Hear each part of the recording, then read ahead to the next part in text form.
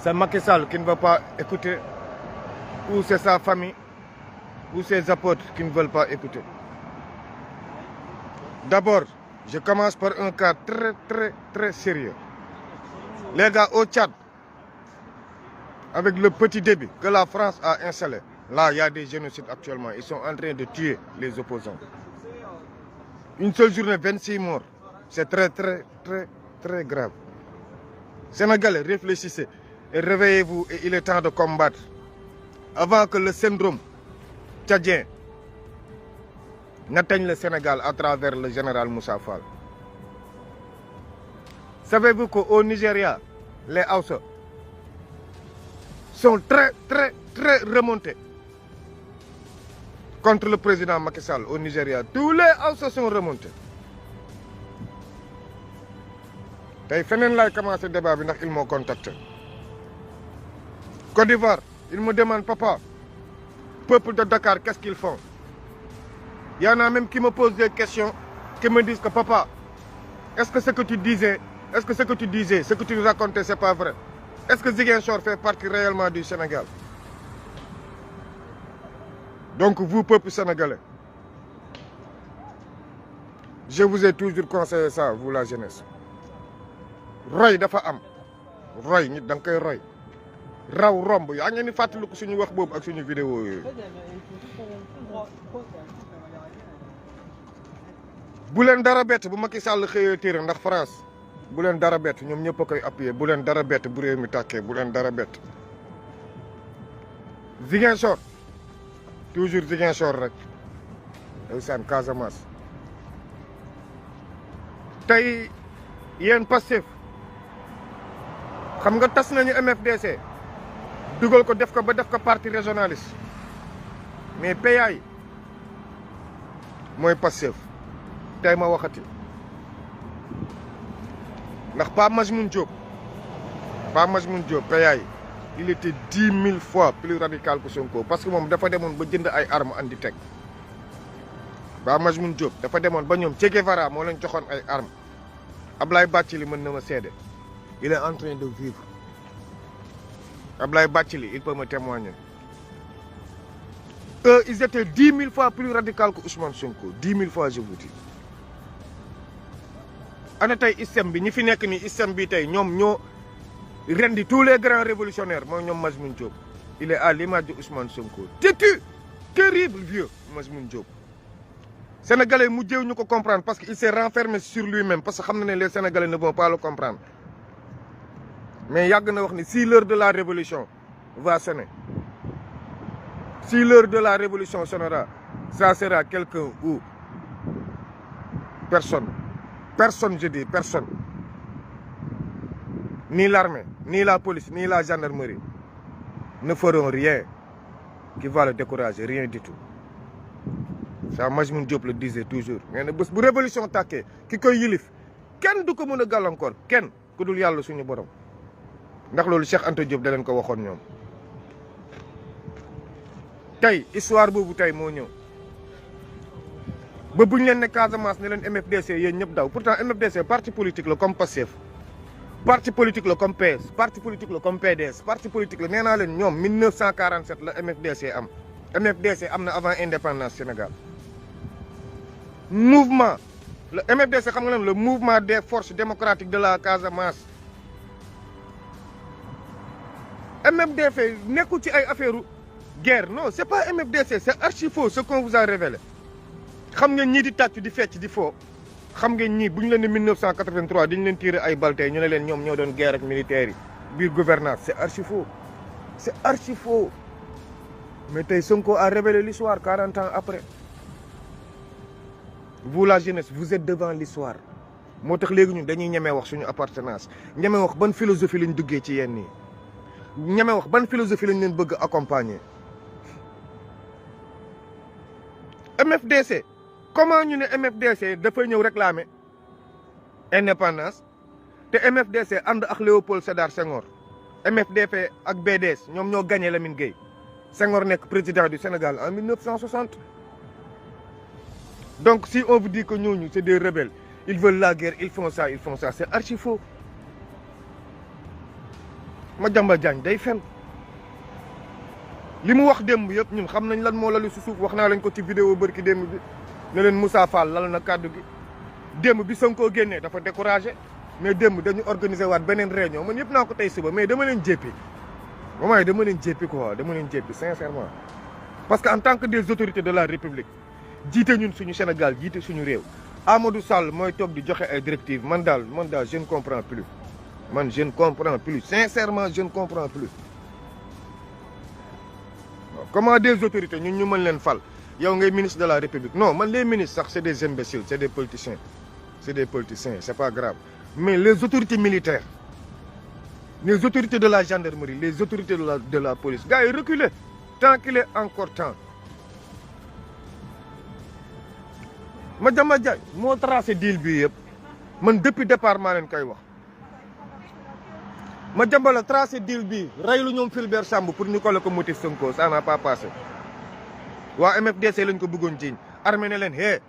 bu leen ñu dulloo mënu leen ko fekk doo leen mën a MFDC dañuy ñëw Dakar bu biir Jal Diop yéen nee naa leen boobu am na ay enquête approfondie yu am si mooru Fulbert Sambou di Didier loolu mooy taal armée nationale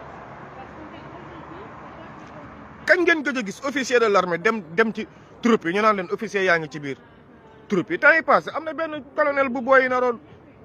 toj lu bonam biir couleur mu daw xam nga rek bëgguñu dugg ci affaire armée bi mais moment yi armée nationale xale yi les jeunes yet naa la boo leen yaakaaree na ñoom Macky Sall la ñu mere Macky Sall la ñu soxlaa ñu Macky Sall autorité militaire yi ngeen di gis nga bés bu dëkk bi tàkkee autorité militaire yi booy nañ leen nokk ci kaso bi ñenn ñi dañ leen di rey xam naa bu baax fu may waxee waxantuwuma Moussa Fall Amadou Sall forcé na la non ña ne leen MFDC ñu ngi Ziguinchor foog ngeen xeex tiire ci kaw xale yi defaat carnage bu Abdou Diouf defoon mais nag fii loolu ça ne peut plus passer ça ne peut plus passer billahi ça ne va pas passer gis ngeen tey suñu xale yi jël nañ teg seeni saaku suuf parce que dañu judd fekk ko kon moo lee ñoom si guerre lañ juddoo dañ leen seet yar yu màgg ci tey jël nañ teg seen saaku suuf ndax xam nañu Moussa Fall li muy préparé dóor leen ay bal pour dugg jëli Sonko Ziguinchor suba la vendredi no xale yi li ma leen waxoon laa leen di waxaat waxuma leen sax politicien xam nga suba am na ñu war a ñëw négocier ci ak Ousmane dugg si Casamance bu kenn yegg këram xale yi bu kenn yegg këram sëriñ si maa ngi leen di ko wax di ko waxaat depuis 6 mois maa ngi koy répété bu Sonko teggee candidature am ñoom ñëpp aju caw di jeex tàkk ndax ñoom jàpp nañ ne Sonko xale la ak ñoragul ak ñor la loolu seen yoon nekku ci sëñ Bass Abdou Khadre Sonko la mag kon gënoo ko ñor yaa ngi nii di jiite nekk porte parole suñu magu murit yëpp di toog si suuf ngay toog ci kaw di wañari kon gënoo ko ñor ay kuy jiite réew mi da ngay bàyyi mu sedd ak fen buy defar gën dëgg buy yàq warta mën jiite maa bañ je refuse maa bañ gars yi kilifa diina jéeg ñëpp bëgg nañ négocier ak saa waay de mais négociation bi xam ngeen mooy lanam bu Sonko présenté wu wala boog na bàyyi gars yi dem transition moom mu retiré candidature am même buñ koy takkal si procès yi moom mu accepté ko bàyyi retiré candidature am waa léegi bu Sonko retiré candidature am yéen 7 millions de jeunes 8 millions de jeunes yi topp ci Sonko tey yéen foo leen jëm est-ce que sëriñ si ñu ngi xalaat taalibe yi leen di jox addiya est-ce que yéen jeunesse bi yéen ñi di joxe addiya est-ce que gars yi ñu ngi leen di xalaat ñun ñi di ñàkk di liggéey yéen ñi di ñàkk di liggéey di yónnee addiya est-ce que gars yaa ngi leen di xalaat te dëgg bi si addiya yi buñ ko waxee ngeen foog ni dañuy xeex kër sëriñ si déedéet xeexuñu kër sëriñ si sëñ Bamba li mu fi bàyyi borom xam-xam du ko bàyyi Maam Maodo li mu fi bàyyi borom xam-xam du ko bàyyi suñu bàyyi Bécaye te mu nelaw nii temps yëpp maa ngi si bëgg a wax Bécaye man seeti naa ko dem ba Ndiassane yéen xam ngeen fii Ndiassane Bécaye Kountiou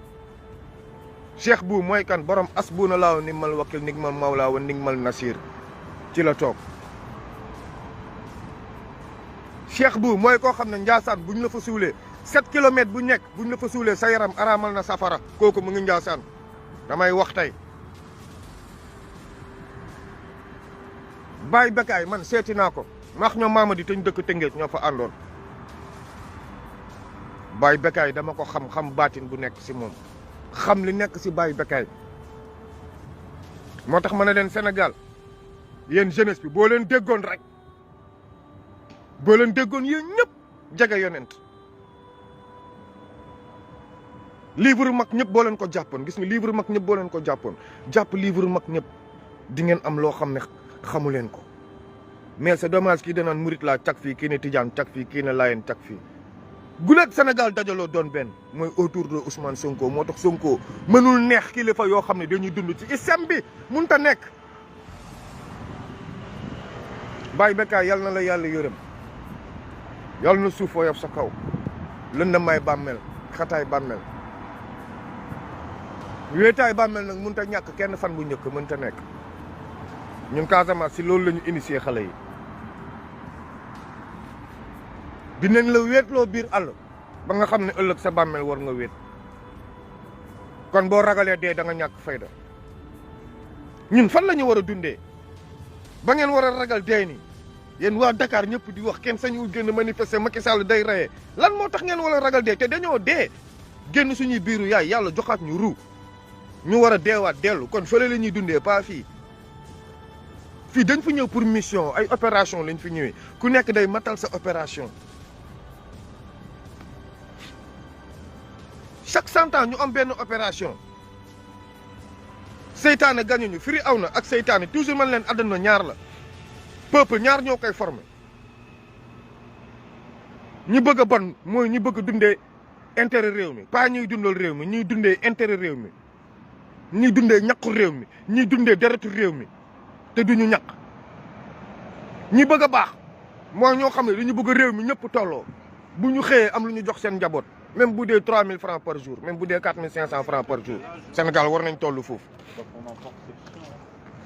ñi nekk sa nguur bu ñu leen bëgg a gëmloo ne seen réew amul dara yéen jeunesse bi ay fen la l'Afrique est pauvre c'est archi faux si l'Afrique était pauvre la France ne va pas s'appuyer sur l'Afrique pour se développer. La France n'a pas de diamant ni de pétrole ni d'or ni de gaz. La France n'a absolument rien du tout. Pourquoi on vous traite de pauvres? Vous êtes tous pauvres. ñun Casamance nag loolu la ñu gëm def ko suñuy jikko doom.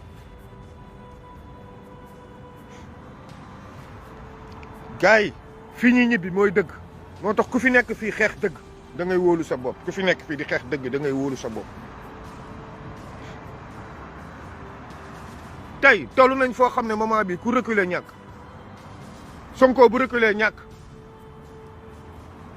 Sonko bu arrière ñàkk te nekkul Sonko arrière 7 millions de jeunes bu 2 millions arrière ngeen ñàkk combat bi ñu ngi ci phase bu décisif suba la dernière négociation yi ak Ousmane Sonko ndax Serigne see def bloc yónnee pour ñu ñëw waxtaan ak moom yéen jeunesse bi yéen waa kër Ousmane Sonko bu leen ragal dara gendarmerie am na colonel yoo xam ne nanguñu li doome xaram di nangu am na ñoo xam bés bu Missa Fall tiré si xale yi dina xam police Cheikh Yàgg yéen la jeunesse insister pour manifester on va voir ce qui va se passer code kenn mënul wax yëpp ci internet kenn mënul wax yëpp ci live code léegi ñëw ci procès le 23 bi yéen sama groupe dala bettu leen ndax Madiambal Diagne affaire li mu wax démb yëpp wax nañ ko ba pare mois de juin daaw 2022 si la bëggoon empoisonné Sonko mooy biñ ko vidéo woowee piège ko ba pare yéen ñi daan suivre samay vidéo suivre ngeen jour boobu lañ ko étouffé mu génn di wax c'était trop tard moom moo bëggoon empoisonné Sonko affaire bi dëpp Cheikh Yérim Seck ñoom ñëpp jox nañ leen seen enveloppe pour ñu préparer dugal Sonko NFDC léegi procès bi lañ jëm gars yi procès bi tournure yi dina bëri procès bi buñ ko taxawee sans Sonko buñ ko taxawee sans Sonko bu ñu nangoo ay avocat am taxaw Adji Sarr day ñàkk bu Sonko taxawee Adji Sarr day ñàkk loolu moom lu ma leer laa leen di wax ñoom defar nañu seeni film defar nañu seeni vidéo te billahi ay lu gars yi yor preuve yu Sonko yor ñoom procès spécial lañ ko bëgg a yóbbu le 23 dinañ ko reporté waat pour yóbbu ko waat procès public ñëpp ñëw toog Adji Sarr buñ ko bàyyee mu def résumé ba pare gis nga si résumé bi muy def moom laa leen wax si résumé bi muy def bu avocat yi jàkkaarloo moom waxuloo ko moom 15 minutes 20 mu puub ti wéyam si résumé bi lay commencé di fen xam naa lu may wax waxantuuma état d'esprit peese nañ ko ba pare pour lan ñuy reporter procès bi le 23 avocat Sonko yi dina am ñeneen ñuy ñëw constitué wu kon déjà dossier 471 pages kenn du ko bâclé affaire de criminel la gars yi procès bi du ma leen nëbb de bëggoon naa Sonko dem lool ci procès bi mais Sonko dem du avantage yu gars yi de Sonko bés bu génnee Dakar ñëw ne day dem ci procès bi du mos a yegg tribunal gars yi dinañ ko muurawaat tëj ko pour lu dul procès bi ndax xam nañ ne Adji Sarr du tenir procès bi ndekete gars yi procès bi du seen objectif de état ñooy bandi cott ndey sama gars yi ñooy ay bandi sama gars yi ñooy bandi gars yi pare nañ seen beneen PV wu cocktail molotov yeeg pare nañ PV yooyu yëpp pour tegal ci Sonko nee naa leen am na jeunes yi am 15 ans yi signé ne ay rebelle la ñoo Sonko moo leen yónni woon ci cocktail molotov yi ba ñu libéré boo yooyu yëpp mais ñoom xamuñu sax li ñu signé gars yi Sonko bu demoon le 16 du yegg tribunal bii heure xoola bii heure ñu ngi ko dóor si kaso bi di xaar ni ñuy lijjante affaire rébellion yeeg insurrection ak tentative de coup d'état waaw ma avertir leen léegi depuis suba nag kilifa yu bëri ñu ngi may bàpp naan ma non Sonko Dakar foog mu dem ci procès bi loolooy sécurité am parce que Ziguinchor mooy sécurité défense am mais sur le plan juridique Dakar mooy défense am parce que lan procès bi da koy dimbali parce que buñ ko jugé par contumace mën nañ ko condamné à 5 ans de prison comme mënul génn nangu ñu jël ko dañ koy ñëw def résidence surveillée à partir de Ziguinchor te loolu xam ngeen ne ñun duñ ko nangu. premier jour jugement bu jugement bi xasee démarré ñun mairie Ziguinchor da ngeen di perte seen maire te yéen xam ngeen fu may waxee beneen maire bu dul Ousmane Sonko du fa toog fii leeg 5 ans moom bu leen sax sonn délégation spéciale Ziguinchor vous fatiguez beneen maire bu dul Ousmane Sonko du fa toog boo leen ñu forcé teg fa beneen maire it ay ndaraan li ñuy jël dinañu xoosaat tali yëpp lu Sonko jot a liggéey yëpp dañuy xoosaat lépp toj yëpp wàcceewaat pont yëpp yéen ngeen liggéeyaat mais ñun beneen maire du fa toog bu dul Ousmane Sonko te gis ngeen tali yi commencé nañ ko gas gaa léegi booy programme tey bu xew wax naa leen ko démb vous avez déjà installé les sacs comme que nag ñoom caaxaanatuñu ils vont passer à la vitesse supérieure léegi nag il faut creuser des tranchées lance-pierre yi creuser leen seen tranchées yu baax ak suuf si li wër secteur boobu yëpp creuser nous tout bu xeex bi jeexee ñun dinañ goudronner waa tali bi amul problème on va financer la mairie va regoudronner tout yaa ngi ni lekk yaa ngi ni naan dinañ ko yokkaat gars yi creuser des tranchées autour de la maison je sais de quoi je parle gars yi caaxaanatuñu moment bi ñu ngi pousse Sonko di ko forcer pour mu génn Ziguinchor dem Dakar pour d'accord ñëw taxaw si procès bi te man procès bi man ce qui est sûr et certain bu fekkee Macky Sall amoon naa source yi sûr ne day bàyyi procès bi déroulé wu normalement ñoom lu leen mënti andi nañ teg seen 471 pages garaawul Adji Sarr bu ko neexee wax 5 jours garaawul xam naa ne bu Sonko jógee wax vidéo Adji Sarr yi génn vidéo Ousmane Sonko yi génn su boobaa yéen askan bi journaliste doome xaram yi fay toog si boppam dinañu xam fan la dëgg féete man moo tax procès bi ragalum ko